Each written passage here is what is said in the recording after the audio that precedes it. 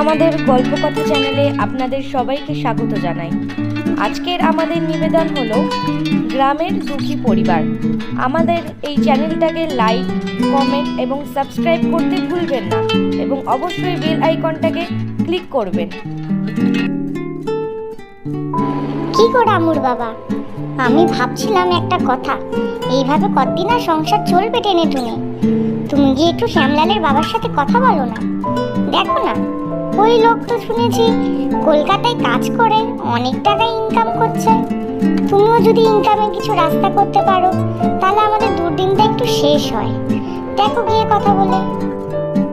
হ্যাঁ গো রামুর মা, আমিও সেই কথাই মনে মনে ভাবছিলাম। গ্রামে তো আর সেরকম কাজ নেই, আজ কাজ পাই তো কাল পাই না। এই এক পেটা খেয়ে আর ভালো লাগছে না। ছেলেটাও তো বড় হচ্ছে, ছেলেটাকেও তো মানুষ করতে হবে। দেখি কি কথা বলে যদি পাই। হ্যাঁ, খেয়ে দে তুমি ওখানে কথা বলতে যাও। দেখো কথা বলে কোনো রাস্তা বার করা যায় কিনা, তবে ছেলেটাকেও ভালো করে মানুষ করতে পারবো। হ্যাঁ, আমি খেয়ে দিয়ে শ্যামলালের বাবার বাড়ি যাই, গিয়ে দেখি ওখানে গিয়ে কোনো কাজের রাস্তা করা যায় কিনা। কিন্তু গ্রামে তো আর আমার আপনজন বলতে কেউ নেই। তুমি একা একা সব সামলাতে পারবে তো?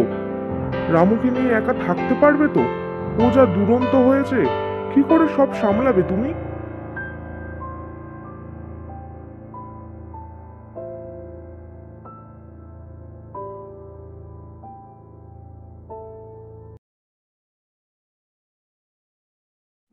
বউ, আমি তবে রওনা দিই শ্যামলালের বাড়ি। দুগ্গা দুগ্গা, তুমি সাবধানে যেও, আর তুমি চিন্তা করো না, শুধু কাজের ব্যবস্থাটা করে এসো।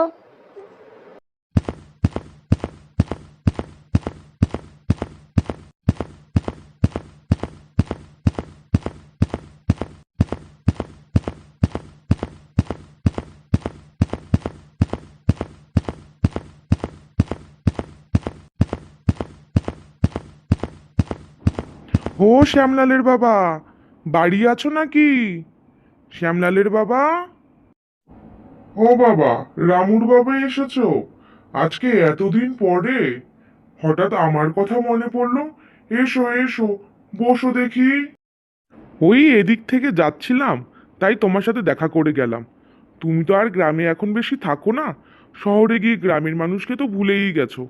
তা তোমার হালচাল জিজ্ঞেস করতে আসলাম। আমি ভালো আছি ভাই, তোমাদের কি খবর? আর বলো না ভাই, গ্রামে যা কাজের অবস্থা, আজ কাজ পাই তো কাল পাই না। এই করে করে কি আর সংসার চালানো যায়? কিভাবে যে আমরা এক পেটে খেয়ে আর এক পেট না খেয়ে থাকি, তার মধ্যে ছেলেটাও বড় হচ্ছে, ছেলেটাকেও তো মানুষ করতে হবে। কি যে করব, কিছুই যে ভেবে পাচ্ছি না। দেখো না ভাই, যদি আমার জন্য কোনো কাজের ব্যবস্থা করতে পারো, তোমার তো অনেক চেনা জানা আছে বলো শহরে।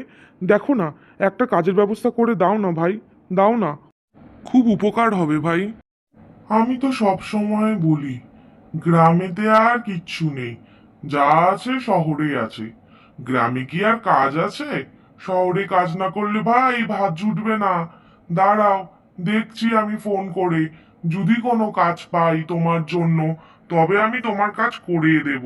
তোমার উপকার হবে ভাই, সেটা কেন করব না বলো? তোমাকে অনেক ধন্যবাদ ভাই।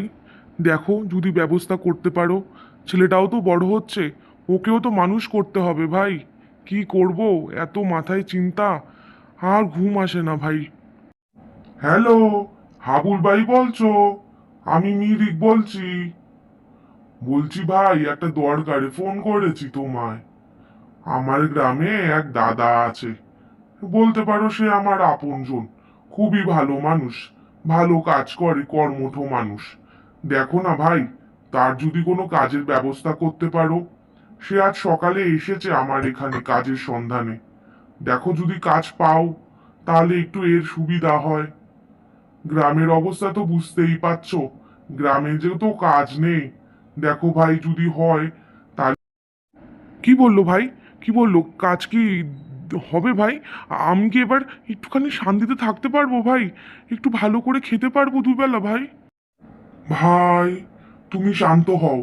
আমি যখন বলেছি তোমার কাজ হবেই। তুমি সত্যি বলছো ভাই? আমার সত্যি কাজের ব্যবস্থা হবে? আমি শহরে গিয়ে কাজ করতে পারবো? তাহলে এখানে আমার বউ বাচ্চাকে আমি ভালোভাবে জীবন দিতে পারবো, আমার বাচ্চাটাকে আমি মনের মতন মানুষ করতে পারবো।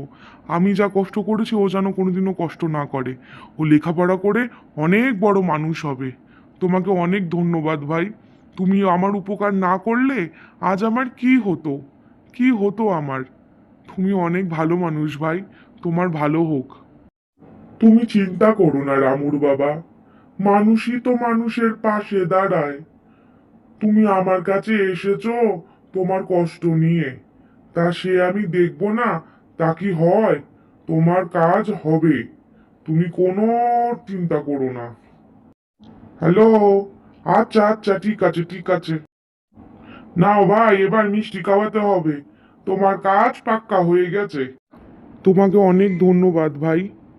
আমি এখন বাড়ি যাচ্ছি, সব তো গোছাতে হবে, গিয়ে গিন্নিকে খবরটাও দিতে হবে। আমি চললাম, তুমি ভালো থেকো, আর আমি আসবো আবার কালকে সব কথা বলতে।